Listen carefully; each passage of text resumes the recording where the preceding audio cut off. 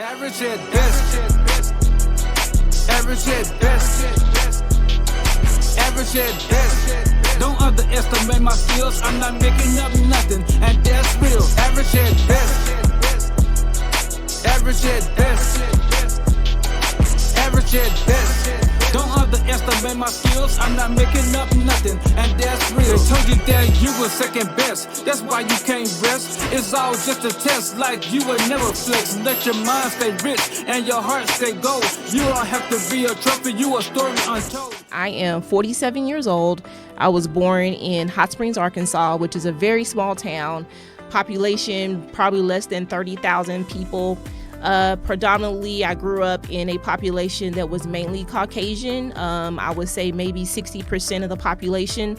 Hot Springs is still, mainly, it's not really a diverse city. So part of what I did when I grew up, my mom was very strict, and she was actually strict on all of us girls. And I had this thing that I wanted to be a medical doctor. We didn't grow up in with money and things like that. So my plan was to go to the Army, and through the Army, I was going to go to medical school. But a lot of things transpired during that time that led me down the path to where I left home when I was 16. Now, that was due to circumstances and situations, and so I ran away from home.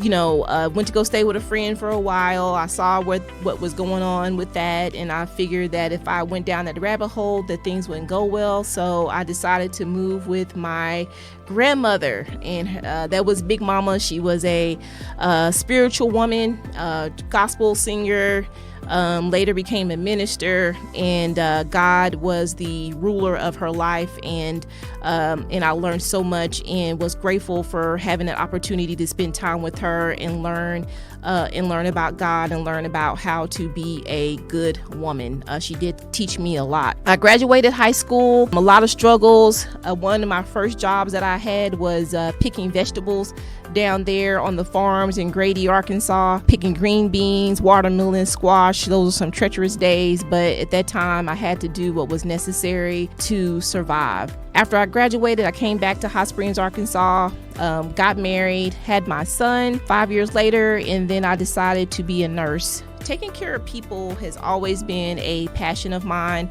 When I was 10 to 12 years old, I took care of an aunt that was in a wheelchair, and I think that's where my passion for serving people and healthcare came into fruition. So after that, I moved to Little Rock. I worked at the trauma center in Little Rock for a while. I was married, and I know that these red pill guys say that, women file for divorce at a high rate, but the relationship was not well. There was a huge age gap between me and my husband at the time. We were 18 years apart. I met him when I was 18 and he was 36. I'm not going to go into details on that, but I did decide to leave the marriage, and that's where I moved to Houston, Texas, the H-Town. And boy, was I a fish out of water.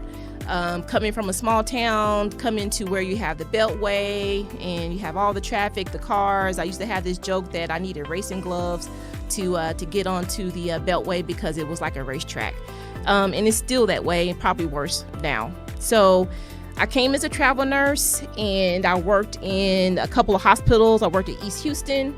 I worked at Houston Methodist. I worked at St. Louis. Got to meet some great people who are still my friends today, and got to learn a lot, see a lot. The best experience I had was working at LBJ, which is the county hospital for Harris County, and crazy indeed, but I wouldn't change it for the world. I learned so much there, and made some great friends, and really became a stronger nurse in that environment, working for Lyndon B. Johnson Hospital.